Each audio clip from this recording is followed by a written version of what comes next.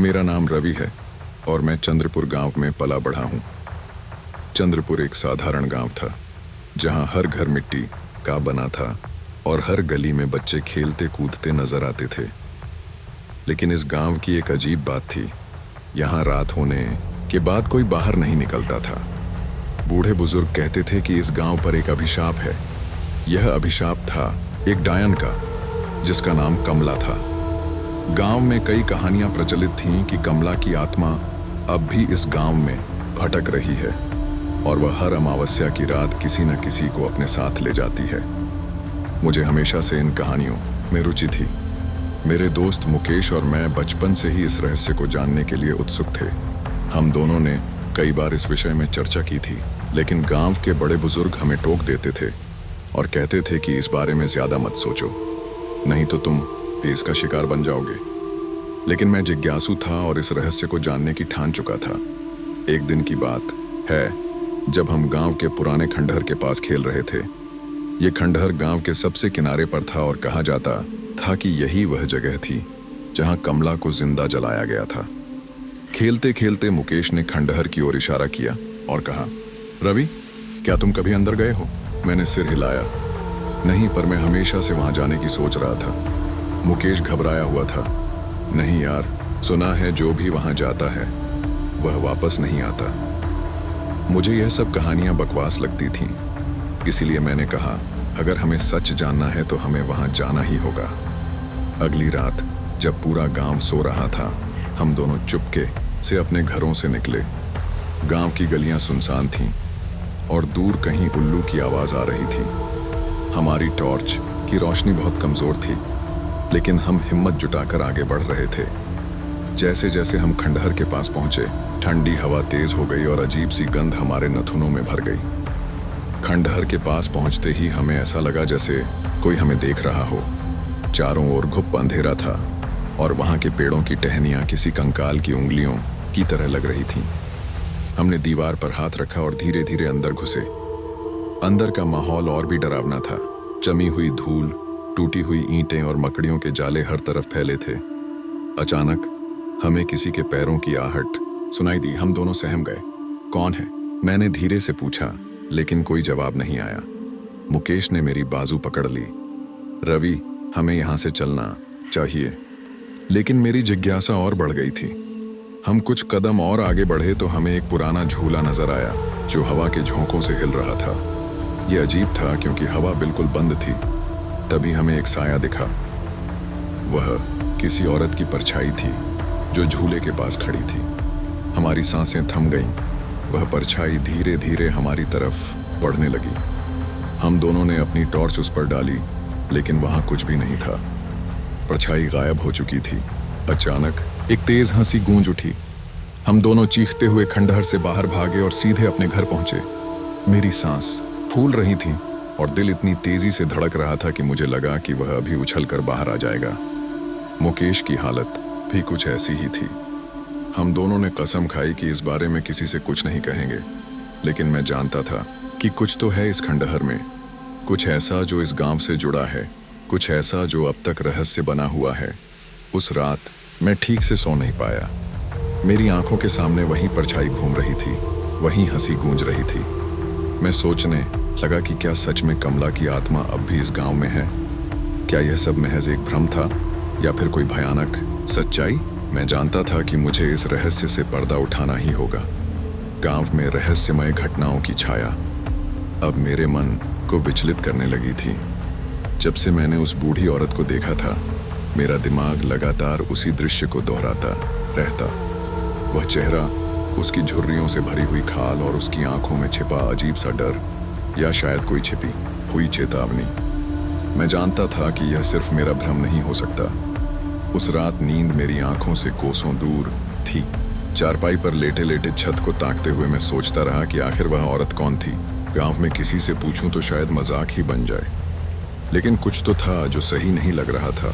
अचानक खिड़की के बाहर से अजीब सी सरसराहट सुनाई दी। पहले मैंने सोचा कि शायद कोई जानवर होगा, लेकिन फिर आवाज मानो किसी के चलने जैसी लगने लगी। मैं धीरे धीरे उठा और खिड़की के पास गया।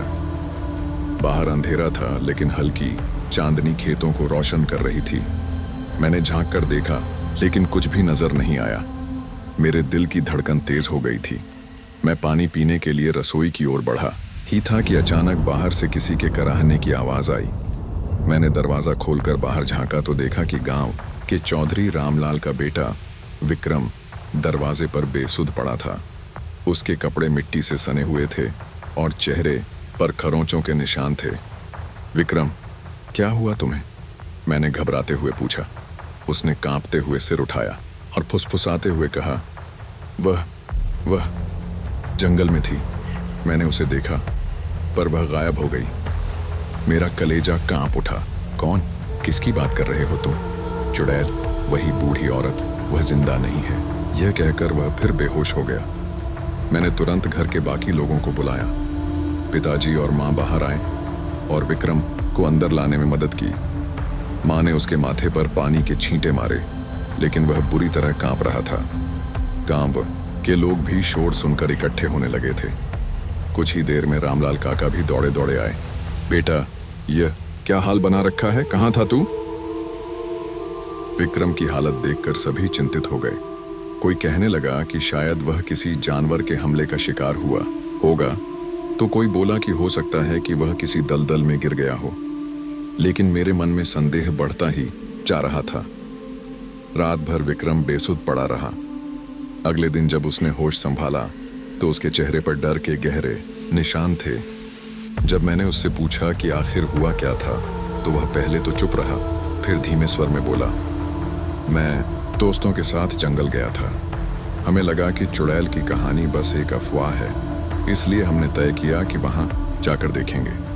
पहले तो सब कुछ ठीक था, लेकिन जैसे ही हम झरने के पास पहुंचे, अजीब अजीब आवाजें आने लगीं। हमारे साथियों ने सोचा कि यह हमारा भ्रम है, लेकिन तभी हमें पेड़ों के पीछे किसी के होने का एहसास हुआ।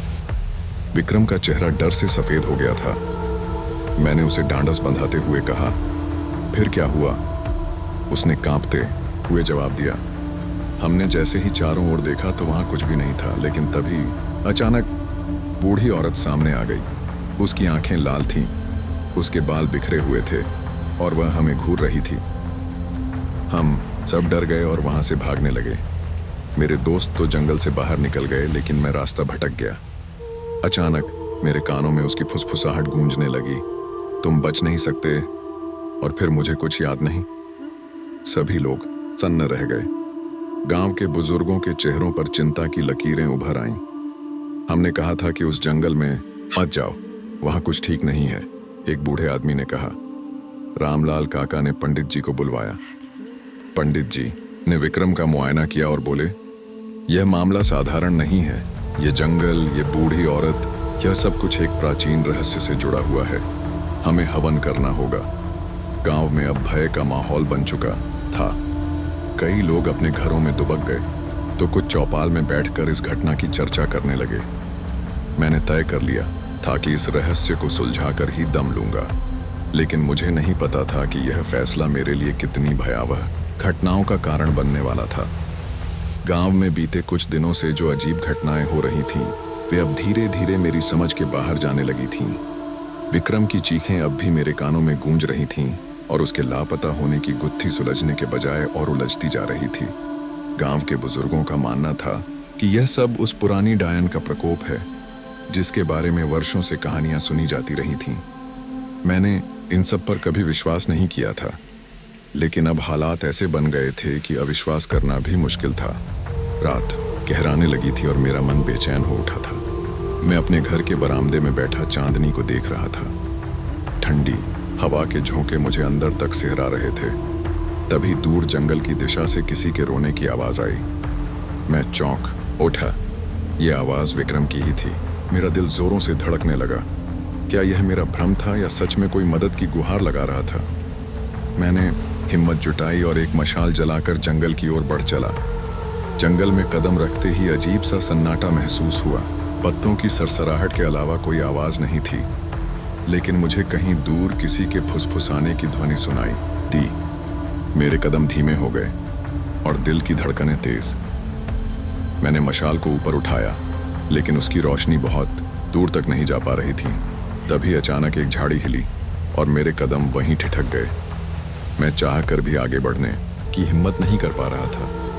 मुझे महसूस हुआ कि मेरे पीछे कोई खड़ा है। ठंडी सांसों की आहट ने मेरी रीढ़ की हड्डी में झुरझुरी दौड़ा दी। मैं धीरे धीरे पीछे मुड़ा और देखा, एक परछाई मेरी ओर बढ़ रही थी। उसकी आंखें चमक रही थीं और उसके लंबे उलझे हुए बाल हवा में उड़ रहे थे। मेरे मुंह से चीख निकलने ही वाली थी कि उसने अपना हाथ उठाया। अचानक मेरी आंखों के आगे अंधेरा छा गया।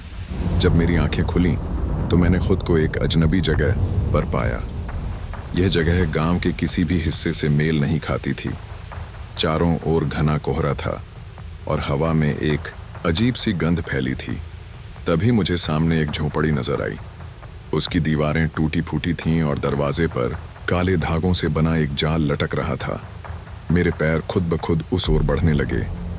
मैं जितना खुद को रोकने की कोशिश करता, उतना ही कोई अदृश्य शक्ति मुझे खींचती जाती। झोपड़ी के अंदर एक बूढ़ी औरत बैठी थी। उसकी झुर्रियों भरी त्वचा और लाल आंखें उसे और डरावना बना रही थीं। उसने धीरे से मेरी ओर देखा और मुस्कुराई। उसकी मुस्कान में कुछ ऐसा था जो मेरे पूरे शरीर को सुन्न कर रहा था। उसने धीमे स्वर में कहा, बहुत दिनों बाद कोई यहाँ आया है, तुम्हें डरने की जरूरत नहीं, आओ मेरे पास आओ। मेरे पैरों ने खुद ब खुद उसकी बात मानी और मैं उसके पास चला गया। बूढ़ी औरत ने मुझे एक कटोरा दिया जिसमें काले रंग का कोई तरल पदार्थ था। इसे पी लो, फिर तुम्हें तुम्हारे सवालों के जवाब मिलेंगे, उसने कहा। मेरा मन मुझसे कह रहा था कि यह सब किसी जाल का हिस्सा है, लेकिन मेरा शरीर मेरी नहीं सुन रहा था। मैंने वह काला तरल पी लिया। अचानक मुझे चक्कर आने लगे। मेरी आंखों के आगे दृश्य बदलने लगे। मैंने देखा कि गांव के पुराने समय में क्या हुआ था। उस डायन की कहानी जो अब तक केवल सुनी सुनाई बातें लगती थी, अब मेरे सामने जीवंत हो उठी थी। एक लड़की थी जिसे गांव वालों ने डायन कहकर मार डाला था क्योंकि उसे कुछ अनोखी शक्तियां थीं। उसका नाम रंजनी था। उसे निर्दयता से मारा गया था और तब से उसकी आत्मा इस गांव में भटक रही थी। मैं चीख कर होश में आया। मेरी सांसें तेज चल रही थीं और पसीने से मेरा शरीर भीग चुका था। बूढ़ी औरत अब भी मेरे सामने थी, लेकिन उसकी मुस्कान गहरी हो चुकी थी। अब तुम जान गए हो कि यह सब क्यों हो रहा है, लेकिन यह अंत नहीं है, यह तो अभी शुरुआत है, उसने कहा। मैंने डरते डरते पूछा, अब क्या होगा? वह हंसी और बोली, अब तुम्हें सच्चाई का सामना करना होगा। अगर तुमने यह सच किसी को बताया तो तुम्हारी भी वही हालत होगी जो विक्रम की हुई थी। मेरा खून ठंडा पड़ गया। मैंने खुद को संभालते हुए बाहर की ओर दौड़ लगाई।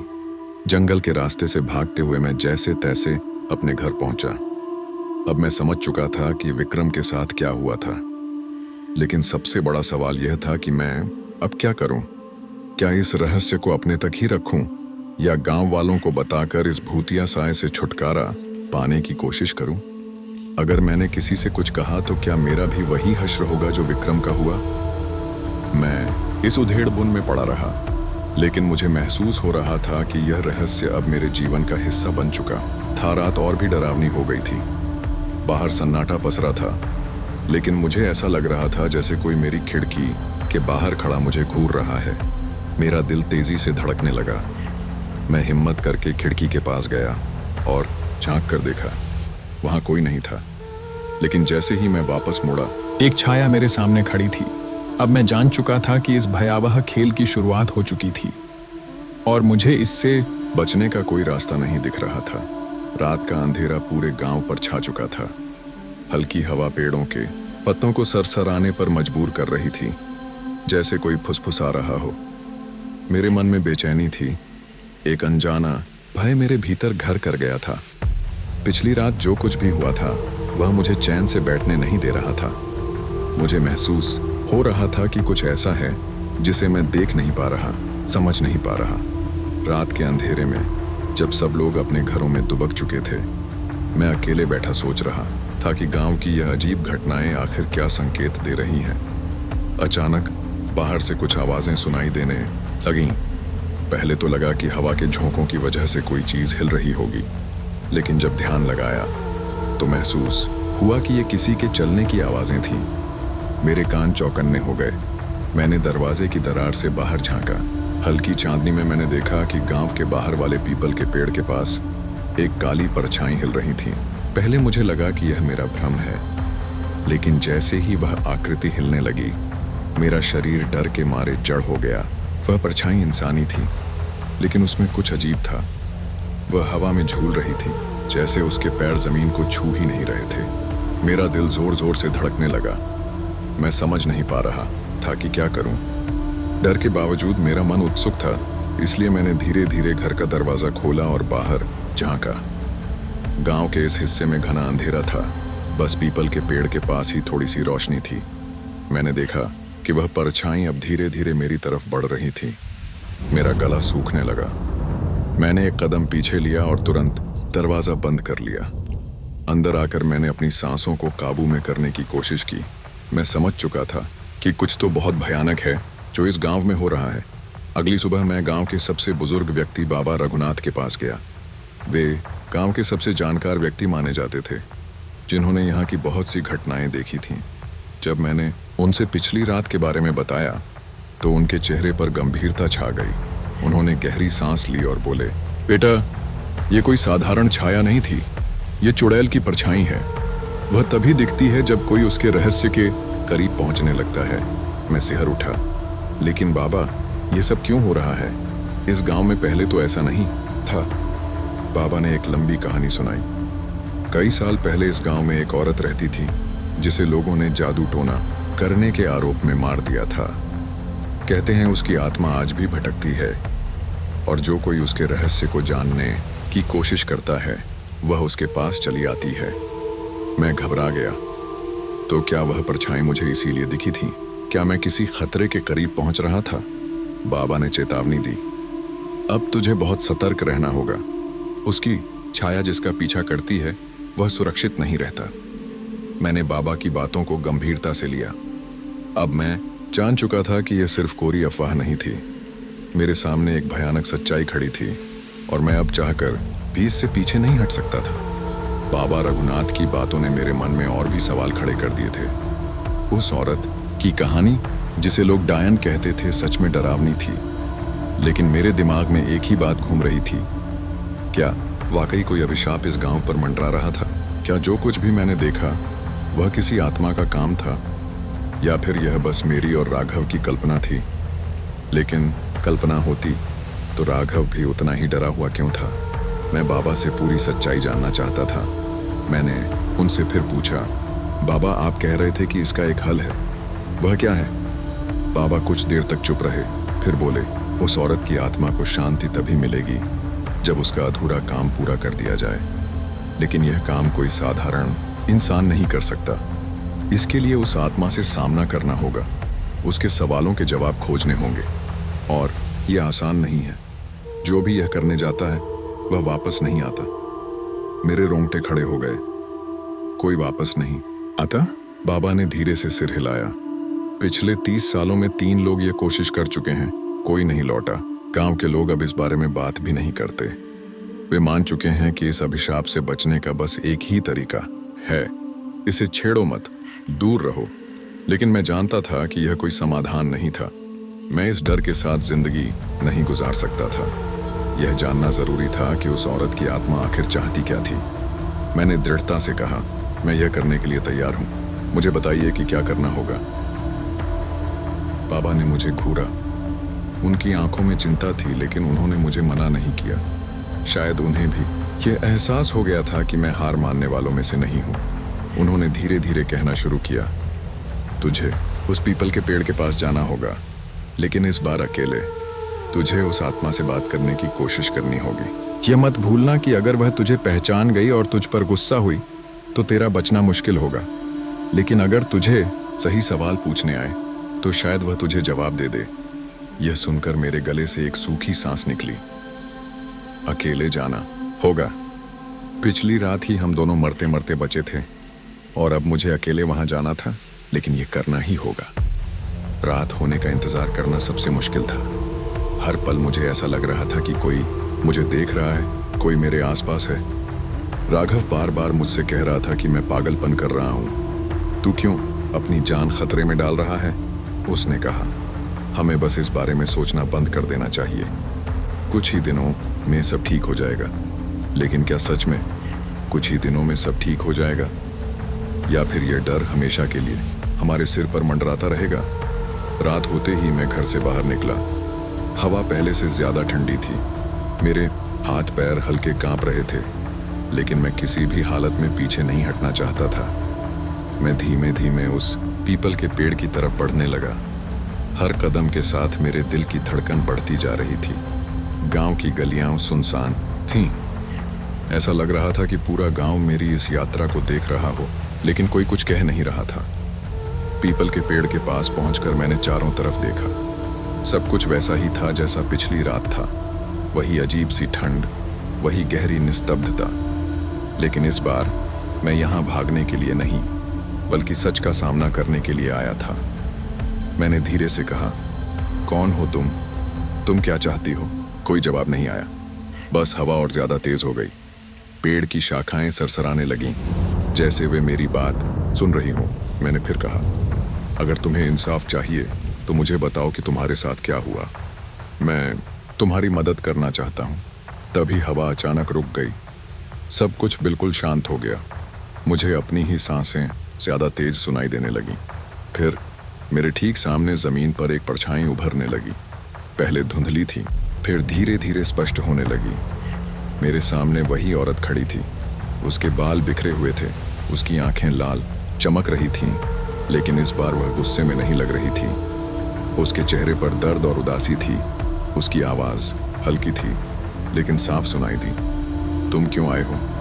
मैंने हिम्मत जुटाकर कहा, मैं सच जानना चाहता हूँ। तुम कौन थी? गांव वालों ने तुम्हारे साथ क्या किया? वह चुप रही। फिर धीरे धीरे उसने कहना शुरू किया, मैं इस गांव की थी।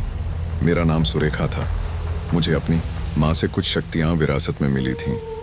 मैं लोगों की मदद किया करती थी, उनके दर्द दूर करती थी, उनकी परेशानियां हल करती थी। लेकिन कुछ लोगों ने मेरी शक्तियों को गलत समझा। उन्होंने सोचा कि मैं काली विद्या करती हूँ, कि मैं इस गांव के लिए खतरा हूँ। मैं ध्यान से सुन रहा था। उसकी आवाज में दर्द था, लेकिन गुस्सा भी था। उन्होंने मुझे पीट पीट कर मार डाला, वह बोली। लेकिन मरते वक्त मैंने श्राप दिया कि यह गांव मेरी पीड़ा को कभी नहीं भूल पाएगा। और यही हुआ। मेरा अभिशाप इस गांव के हर घर में बस चौका है। कोई इसे मिटा नहीं सकता। मैंने धीरे से कहा, लेकिन अगर तुम्हें इंसाफ मिल जाए तो? उसकी आंखें चमक उठी। कैसा इंसाफ? अगर हम सच को लोगों तक पहुंचाए। वह कुछ देर तक कुछ नहीं बोली। फिर उसने धीरे से सिर हिलाया। अगर यह गांव मेरी सच्चाई को स्वीकार करे, अगर वे माने कि उन्होंने मेरे साथ अन्याय किया था, तो शायद मेरा गुस्सा शांत हो जाए। लेकिन क्या यह संभव है? यह मुश्किल तो था, लेकिन नामुमकिन नहीं। मैंने कहा, मैं कोशिश करूंगा। उसकी आंखों में आंसू आ गए। अचानक हवा फिर से चलने लगी, लेकिन इस बार उसमें वह ठंडक नहीं थी। परछाई धीरे धीरे हल्की होने लगी, फिर गायब हो गई। मैं देर तक वहीं खड़ा रहा। अब मुझे पता चल चुका था कि इस अभिशाप को मिटाने का रास्ता क्या था।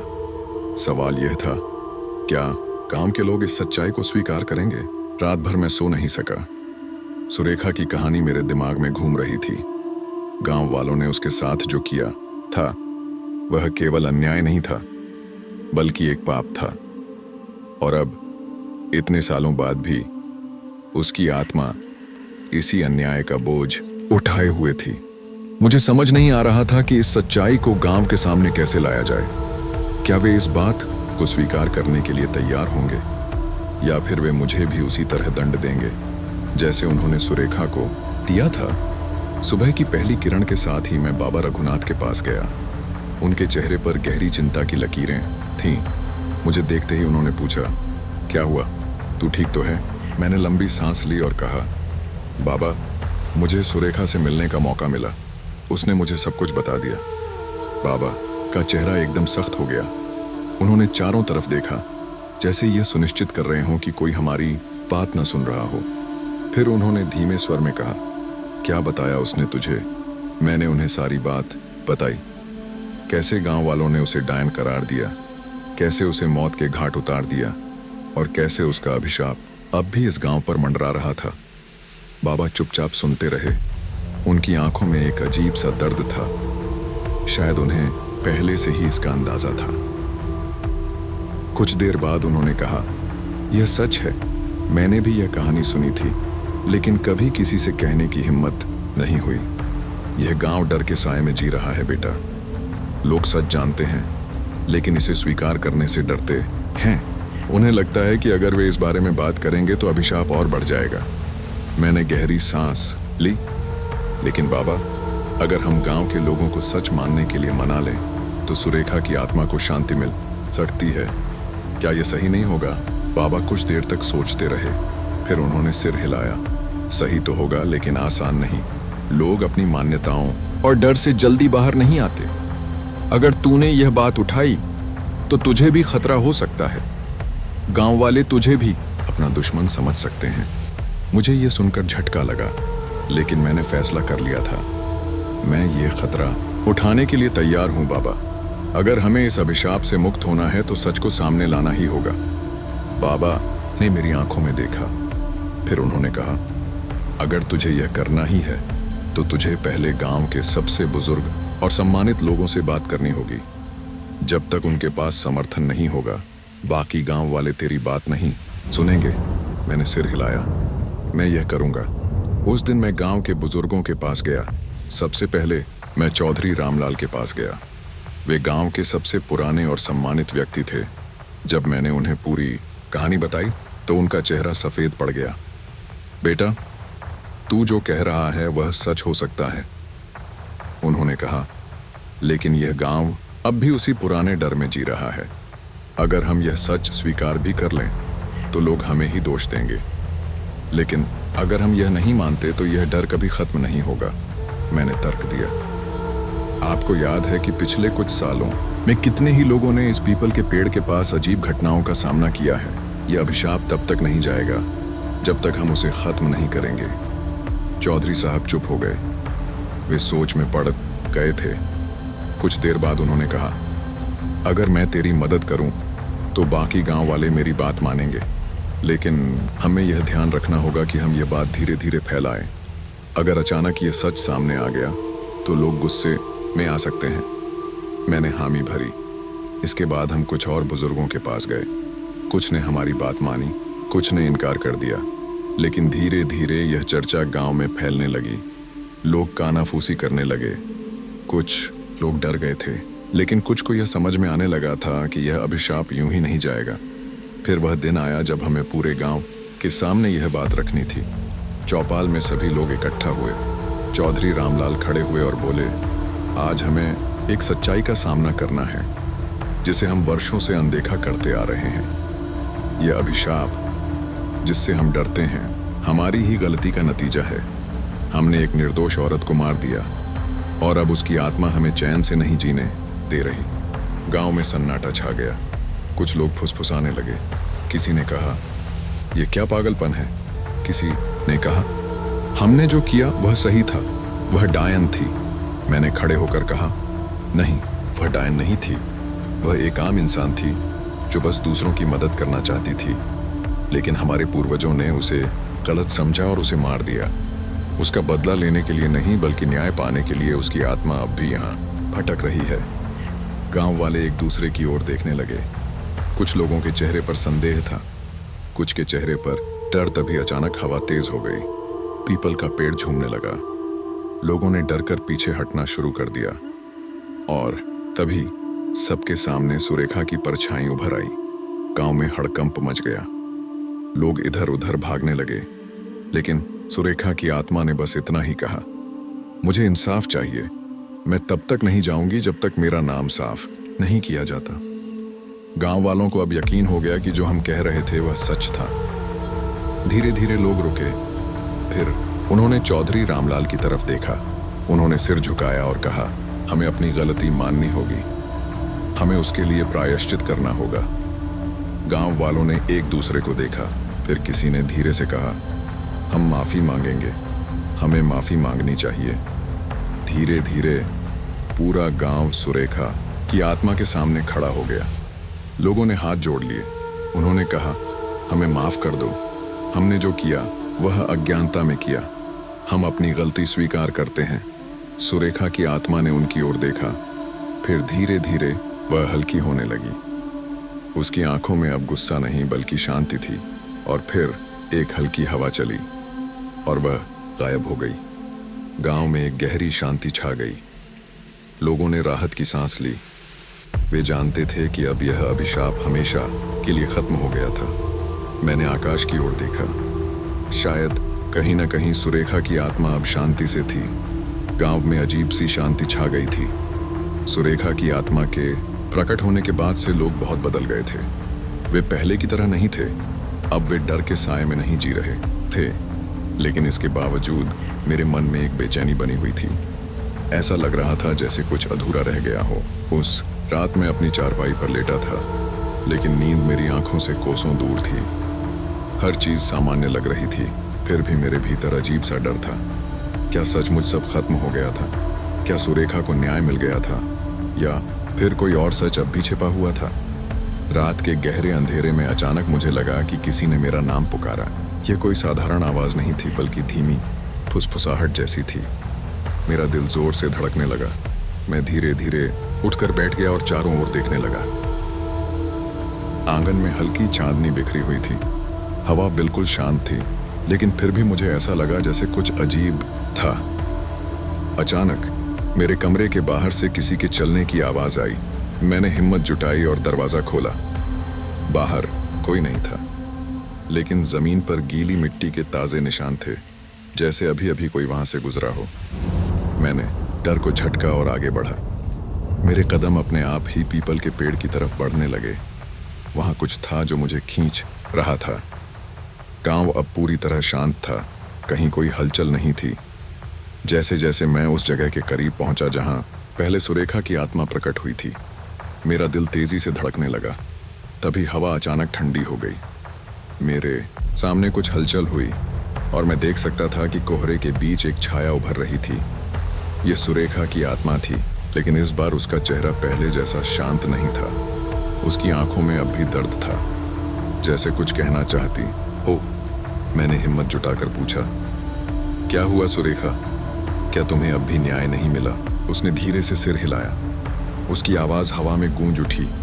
न्याय अधूरा है, सच अभी भी सामने नहीं आया है। मेरा शरीर ठंडा पड़ गया। तो क्या अभी भी कुछ ऐसा था जो हम नहीं जानते थे? मैंने डरते हुए पूछा, कौन सा सच? सुरेखा की आंखों में आंसू थे। उसने धीरे से कहा, मुझे सिर्फ गांव वालों ने नहीं मारा था, बल्कि किसी ने मेरे साथ विश्वासघात भी किया था।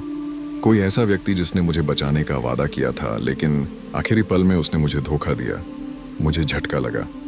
विश्वासघात? मैंने सोचा था कि यह सिर्फ गांव के अंधविश्वास का नतीजा था, लेकिन अब यह मामला और भी उलझता जा रहा था। मैंने पूछा, कौन था वो? कौन था जिसने तुम्हें धोखा दिया? सुरेखा ने अपनी उंगली उठाई और गांव की ओर इशारा किया। वह अब भी यहाँ है, अब भी इसी गांव में रहता है। मेरा गला सूख गया। इस गांव में अभी भी कोई ऐसा था जिसने उस दिन उसे धोखा दिया था? मैंने धीरे से कहा, मुझे उसका नाम बताओ, मैं उसे सबके सामने लाऊंगा। सुरेखा कुछ देर तक चुप रही, फिर उसकी छवि धीरे धीरे फीकी पड़ने लगी। जाते जाते उसने सिर्फ एक शब्द कहा, बाबा। मैं हक्का बक्का रह गया। बाबा? कौन से बाबा? क्या वह रघुनाथ बाबा की बात कर रही थी, या फिर कोई और? मेरे मन में हजारों सवाल उठने लगे। मैं तेजी से गांव की ओर लौटा। अब तक रात पूरी तरह गहरी हो चुकी थी। मैं बिना रुके बाबा रघुनाथ के घर की ओर भागा। उनके घर का दरवाजा बंद था, लेकिन अंदर से धीमी रोशनी आ रही थी। मैंने दरवाजा खटखटाया। कुछ देर बाद दरवाजा खुला और बाबा रघुनाथ बाहर आए। उनकी आंखों में नींद झलक रही थी, लेकिन जब उन्होंने मुझे देखा तो चौंक गए। क्या हुआ बेटा? इतनी रात को यहाँ क्यों आया? मैंने बिना कुछ सोचे सीधा सवाल किया। बाबा, सुरेखा ने मुझे बताया कि उसे किसी ने धोखा दिया था। वह कह रही थी कि कोई बाबा के चेहरे का रंग उड़ गया। उनके हाथ कांपने लगे। कुछ देर तक उन्होंने कुछ नहीं कहा। फिर वे धीरे से बोले, अंदर आजा। मैं अंदर गया। बाबा ने दरवाजा बंद कर दिया। उन्होंने एक लंबी सांस ली और एक पुराने लकड़ी के संदूक के पास जाकर बैठ गए। कुछ देर तक वे चुप रहे। फिर उन्होंने कहा, हाँ, मैं जानता हूं कि सुरेखा के साथ क्या हुआ था। मेरा दिल जोरों से धड़कने लगा। बाबा ने गहरी आवाज में कहा, उस समय मैं गांव का पुजारी था। मुझे सब लोग मानते थे, लेकिन मैं जानता था कि गांव वाले बहुत अंधविश्वासी हैं। जब सुरेखा पर इल्जाम लगाया गया तो मैंने कोशिश की थी कि गांव वालों को समझाऊं, लेकिन उन्होंने गहरी सांस ली और बोले, मुझे डर था कि अगर मैंने ज्यादा विरोध किया तो गांव वाले मुझे भी दोषी मान लेंगे। इसलिए आखिरी वक्त पर मैंने चुप रहने का फैसला किया। जब वे उसे मारने ले जा रहे थे तब उसने मुझसे मदद मांगी थी। उसने मुझसे कहा था कि मैं उसे बचा लूं, लेकिन मैं चुप रहा। मैं जानता था कि मैं कुछ कर सकता था, लेकिन मैंने कुछ नहीं किया। उनकी आवाज भर्रा गई। उन्होंने मेरी ओर देखा। मैंने उसे धोखा दिया था और इस गुनाह का बोझ मैं आज तक ढो रहा हूं। मुझे समझ नहीं आया कि क्या कहूं। बाबा रोने लगे। अगर मैंने हिम्मत दिखाई होती तो शायद वह जिंदा होती। शायद यह अभिशाप कभी नहीं आता, लेकिन मैंने डर के कारण उसे मरने दिया। कमरे में सन्नाटा छा गया। मैं उनके चेहरे को देखता रहा। यह वही बाबा थे जिन्हें मैं हमेशा एक ईमानदार और नेक इंसान मानता था, लेकिन आज उनके भीतर का अपराध बोध साफ झलक रहा था। कुछ देर बाद मैंने धीमे स्वर में कहा, बाबा, अभी भी देर नहीं हुई है।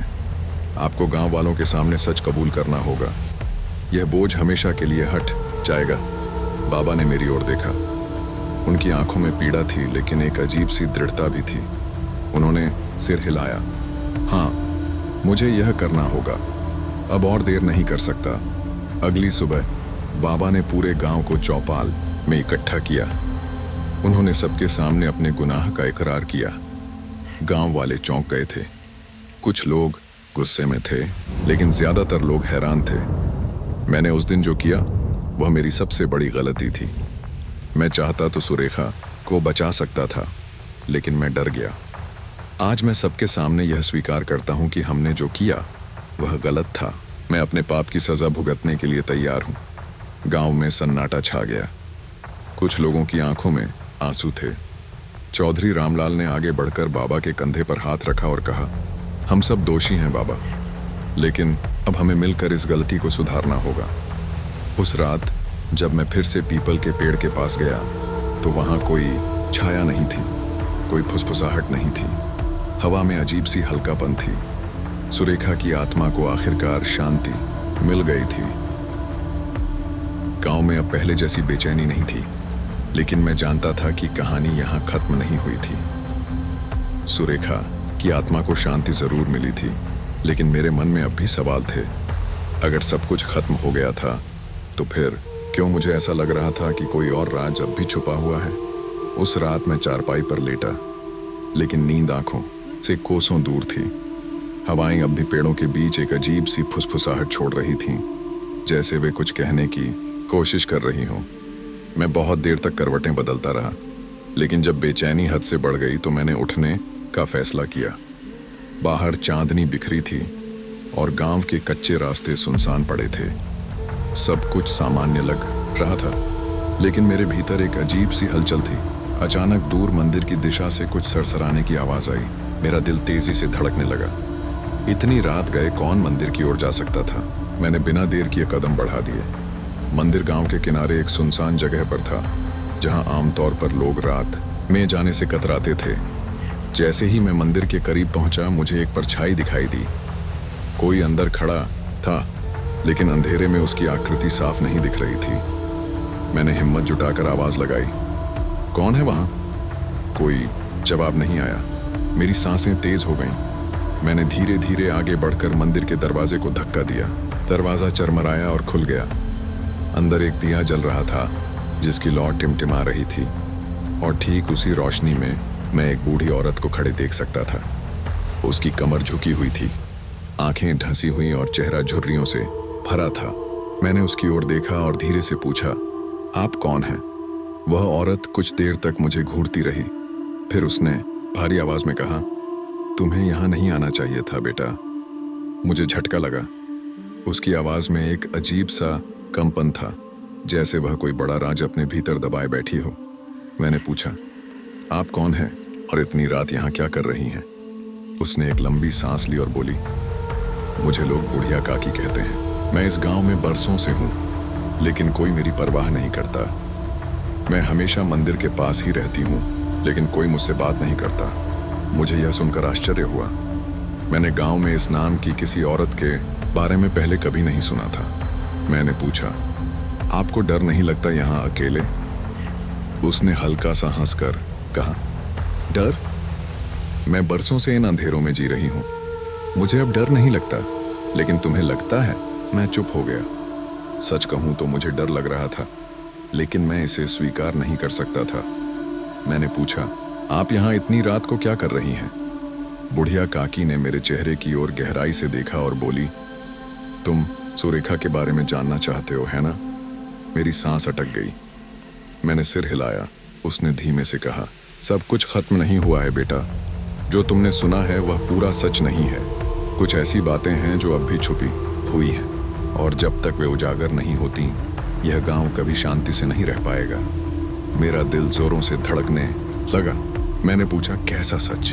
बुढ़िया काकी ने अपनी कमजोर उंगलियों से इशारा किया और बोली, बैठो, मैं तुम्हें एक पुरानी कहानी सुनाती हूँ। मैं वहीं मंदिर की सीढ़ियों पर बैठ गया और वह भी धीरे धीरे नीचे बैठ गई।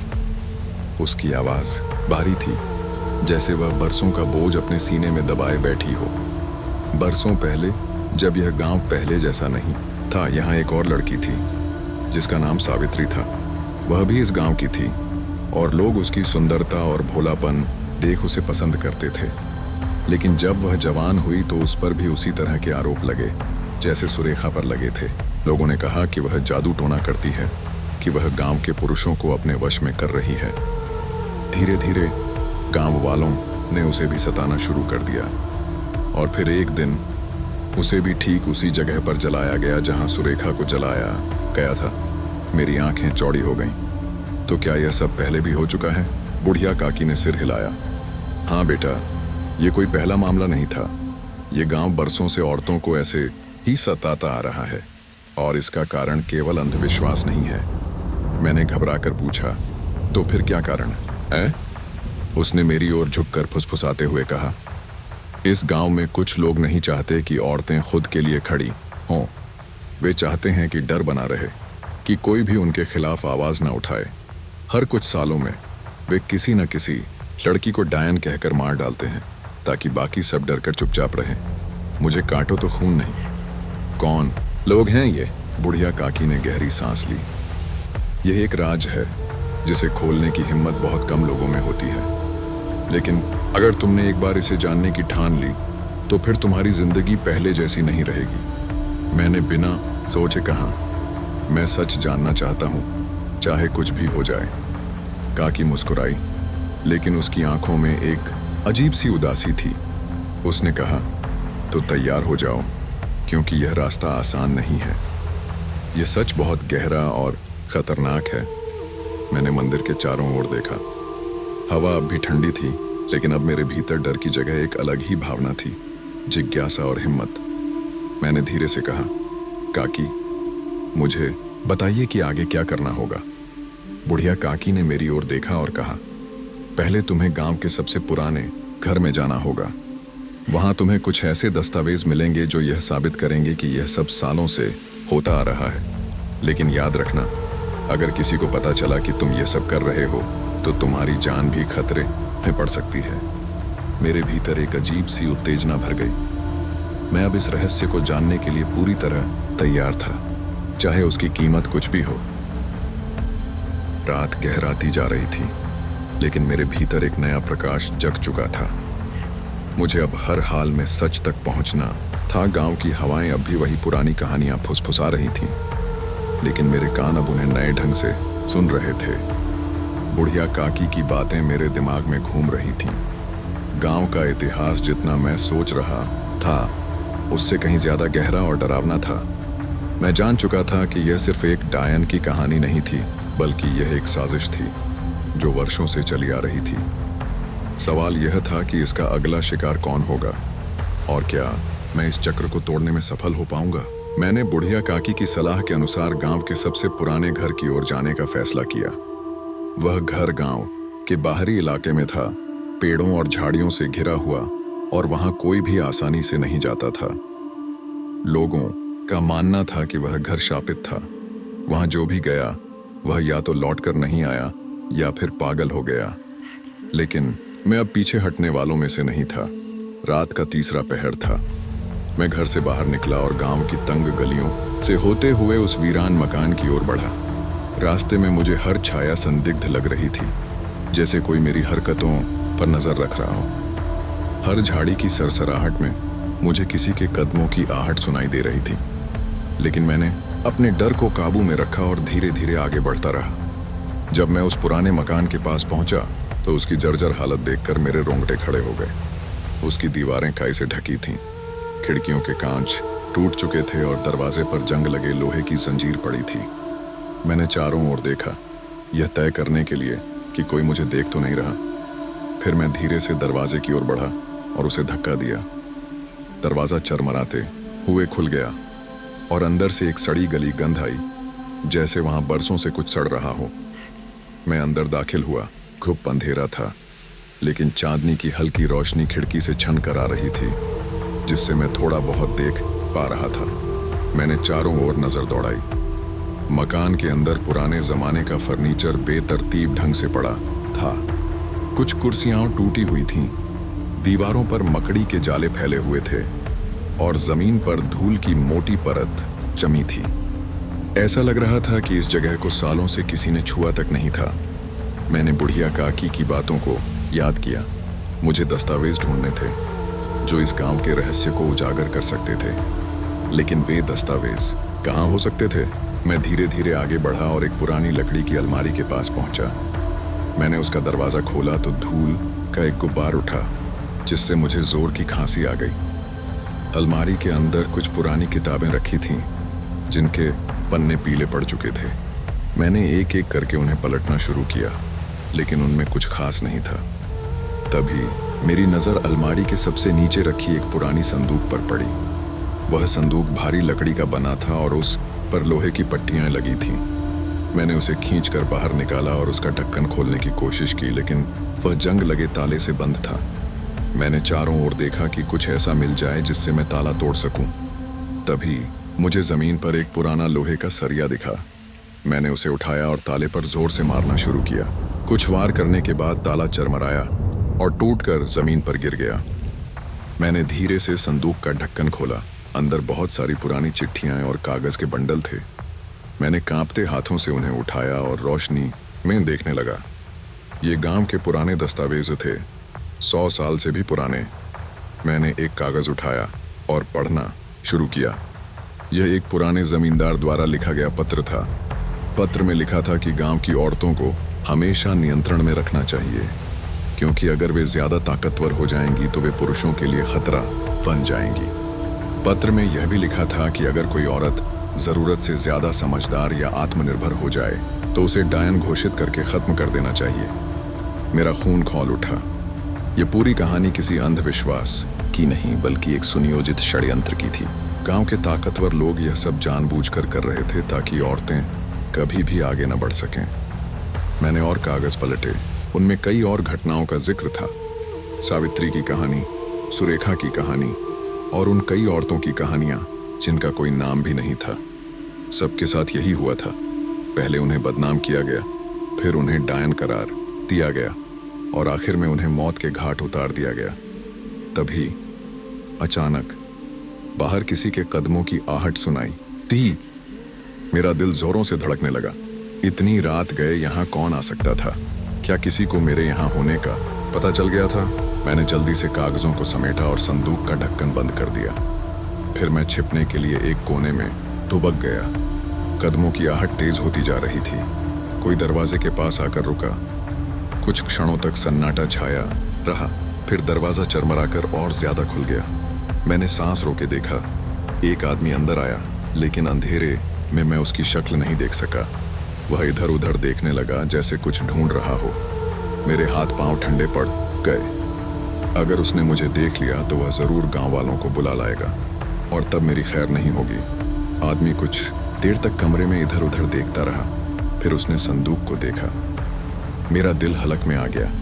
उसने संदूक का ढक्कन खोला और अंदर झांकने लगा। मेरे पास अब ज्यादा समय नहीं था। मैंने धीरे से जमीन पर पड़ा लोहे का सरिया उठाया और खुद को तैयार किया। जैसे ही वह आदमी संदूक के और पास गया, मैंने बिना सोचे समझे उस पर वार कर दिया। वह दर्द से चीखा और गिर पड़ा।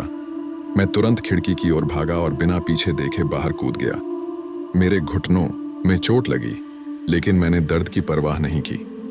मैं जितनी तेजी से भाग सकता था भागता गया। अब मैं जान चुका था कि यह गांव कितना खतरनाक था। यह सिर्फ एक पुरानी मान्यता का मसला नहीं था, बल्कि एक गहरी साजिश थी जो कई पीढ़ियों से चली आ रही थी। अब मेरे पास इस बात के सबूत थे, लेकिन सवाल यह था कि मैं इसके साथ क्या करूं? क्या मैं इन दस्तावेजों को लेकर गांव वालों के सामने जा सकता था? क्या वे मेरी बात पर यकीन करेंगे, या फिर वे भी मुझे मार डालेंगे उसी तरह जैसे उन्होंने उन औरतों को मारा था? सवाल बहुत सारे थे, लेकिन एक बात तय थी, अब मैं इस सच को अनदेखा नहीं कर सकता था। मुझे कुछ करना ही होगा, इससे पहले कि यह गांव एक और मासूम को निगल जाए। रात की स्याही अब भी आसमान पर फैली थी, लेकिन मेरे भीतर तूफान मचा हुआ था। मेरे हाथ में वे दस्तावेज थे जो इस गांव की असली सच्चाई उजागर कर सकते थे, लेकिन मैं यह भी जानता था कि यह लड़ाई आसान नहीं होगी। जो गांव सदियों से इन रीतियों को मानता आ रहा था, वह इतनी जल्दी बदलने वाला नहीं था, और अगर मैंने जरा भी चूक की तो शायद मेरी भी वही हालत हो जाएगी जो उन बेगुनाह औरतों की हुई थी। मैंने अपने कमरे की खिड़की से बाहर झांका। गांव अब भी शांत था, लेकिन मुझे ऐसा महसूस हो रहा था कि कहीं कोई मेरी हरकतों पर नजर रख रहा है। पिछले कुछ दिनों से मेरे आसपास अजीब घटनाएं हो रही थीं। कोई मेरी खिड़की के बाहर फुसफुसाता था, कभी किसी के कदमों की आहट सुनाई देती थी, लेकिन जब मैं बाहर देखता तो कोई नहीं होता। ये डर सिर्फ मन का वहम था या सच में कोई मेरे पीछे पड़ा था, यह समझना मुश्किल था। सुबह होते ही मैंने अपने घर के दरवाजे को अंदर से बंद कर लिया और उन कागजों को दोबारा पढ़ना शुरू किया। इनमें साफ लिखा था कि कैसे गांव की शक्तिशाली ताकतें उन औरतों को डायन घोषित कर मार डालती थीं जो उनके लिए खतरा बन सकती थीं। यह सिर्फ एक अंधविश्वास नहीं था, बल्कि पूरी तरह से सोची समझी साजिश थी। लेकिन सबसे चौंकाने वाली बात यह थी कि इसमें सिर्फ गांव के बड़े बूढ़े ही नहीं, बल्कि कुछ युवा औरतें भी शामिल थीं। मैंने उन नामों को ध्यान से देखा। इनमें कुछ नाम ऐसे थे जो आज भी गांव में मौजूद थे। तो क्या इसका मतलब यह था कि यह सिलसिला अब भी जारी था? क्या अभी भी किसी को डायन घोषित करने की साजिश रची जा रही थी? मुझे इसका पता लगाना था। मैंने फैसला किया कि मुझे बुढ़िया काकी के पास जाना होगा। वही इस गांव की असली सच्चाई को समझ सकती थी और शायद मुझे इस गुत्थी को सुलझाने में मदद कर सकती थी। लेकिन जब मैं उनके घर पहुंचा तो दरवाज़ा अंदर से बंद मिला। मैंने कई बार पुकारा, लेकिन कोई जवाब नहीं आया। मुझे कुछ अजीब लगा। मैंने दरवाजे को जोर से धक्का दिया और वह चरमराकर खुल गया। अंदर का नज़ारा देखकर मेरे पैरों तले ज़मीन खिसक गई। बुढ़िया काकी ज़मीन पर गिरी हुई थीं। उनकी सांसें बहुत धीमी चल रही थीं। ऐसा लग रहा था कि किसी ने उन पर हमला किया था। उनके चेहरे पर चोट के निशान थे और उनकी आंखें आधी खुली थीं। मैंने घबराकर उन्हें उठाया और पानी पिलाने की कोशिश की। उन्होंने कांपते हुए मेरे हाथ को पकड़ा और फुसफुसाते हुए कहा, बेटा, वो नहीं चाहते कि सच बाहर आए। कौन लोग काकी? किसने ये सब किया? मैंने जाओ होकर पूछा, लेकिन इससे पहले कि वह कुछ और कह पाती, उनकी सांसें थम गईं। मेरे हाथ से पानी का कटोरा गिर गया और मैं हक्का बक्का वहीं बैठ गया। मेरे अंदर कुछ टूट गया था। वे मेरे लिए सिर्फ एक बुजुर्ग नहीं थीं, बल्कि इस गांव का एकमात्र सच जानने वाला इंसान थी। और अब वे नहीं थीं। अब मुझे और देर नहीं करनी थी। मैं सीधा पंचायत भवन की ओर भागा। यह गांव का सबसे पुराना भवन था, जहां सारे फैसले लिए जाते थे।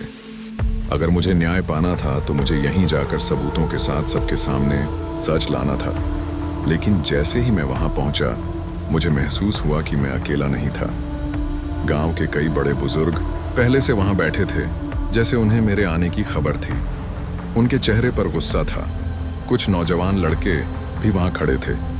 जिनकी आंखों में मेरे लिए नफरत दिख रही थी। मुखिया जी ने गहरी आवाज में कहा, तूने बहुत खोजबीन कर ली लड़के, लेकिन जो बातें दबी रहनी चाहिए उन्हें दबा ही रहने देना चाहिए। यह गांव ऐसे ही चलता आया है और ऐसे ही चलेगा। मैंने कांपते हाथों से वह दस्तावेज निकाला और सबके सामने रख दिया। यहाँ सब कुछ लिखा है। 100 सालों से यह गांव मासूम औरतों को मार रहा है, उन्हें डायन बताकर जला रहा है ताकि वे कभी आगे न बढ़ सकें। यह परंपरा नहीं बल्कि हत्या है। कुछ देर तक सन्नाटा छाया रहा, फिर भीड़ में से एक औरत खड़ी हुई। वह गांव की एक बूढ़ी महिला थी जो हमेशा से चुपचाप रहती थी। उन्होंने धीमे स्वर में कहा, यह सच है। मैंने अपनी आंखों से देखा है कि कैसे मेरी माँ को डायन बताकर जलाया गया था। उनके इतना कहते ही गांव में हलचल मच गई। औरतें धीरे धीरे बोलने लगीं। किसी ने कहा कि उसकी बहन को इसी आरोप में गांव से निकाल दिया गया था। किसी ने कहा कि उसकी दादी भी इसी तरह गायब हो गई थी। मुखिया और उनके साथी गुस्से में थे। उन्होंने चिल्लाकर कहा, बकवास बंद करो। ये लड़का गांव के नियम तोड़ने की कोशिश कर रहा है, इसे सजा मिलनी चाहिए। मैंने महसूस किया कि माहौल बदल रहा था। गांव वाले अब 2 हिस्सों में बंट चुके थे। कुछ मेरी तरफ थे, लेकिन कुछ अभी भी मुखिया के साथ थे। तभी किसी ने पीछे से मुझ पर हमला करने की कोशिश की। मैं तुरंत झुका और उनके वार से बच गया। गांव में हंगामा मच गया। कुछ लोग मेरे समर्थन में आ गए और कुछ मेरे खिलाफ। लेकिन अब फर्क ये था कि डरने वाले लोग अब खुलकर सामने आ रहे थे। औरतें जो अब तक चुप थीं, अब अपने साथ हुई नाइंसाफियों को सबके सामने ला रही थीं। मुखिया और उनके समर्थकों को एहसास हुआ कि अब उनकी चाल नहीं चलेगी। धीरे धीरे लोग उनके खिलाफ खड़े होने लगे। पुलिस को बुलाया गया। बहुत सारे पुराने मामले खोले गए। कई गवाह सामने आए और धीरे धीरे सच्चाई गांव के हर कोने में फैल गई। वह दिन गांव के लिए एक नई सुबह लेकर आया। डायन प्रथा खत्म हो गई। महिलाओं को अब पहले जैसी स्वतंत्रता मिलने लगी। बुढ़िया काकी अब इस दुनिया में नहीं थीं, लेकिन उनकी कही बातें हमेशा मेरे दिल में रहेंगी। जब मैं गांव छोड़कर जाने लगा तो कई लोग मेरे पास आए। उन्होंने मुझे धन्यवाद कहा, लेकिन मैंने सिर्फ इतना कहा है, मैंने सिर्फ सच सामने लाने की कोशिश की। बदलाव आप सबको मिलकर लाना होगा। मैंने पीछे मुड़कर आखिरी बार गांव को देखा। वहां अब भी वही पुरानी हवाएं चल रही थीं, लेकिन अब उनकी सरसराहट में डर नहीं था। अब वह किसी नई कहानी को जन्म देने वाली थीं। एक ऐसी कहानी जिसमें सच की जीत हुई थी।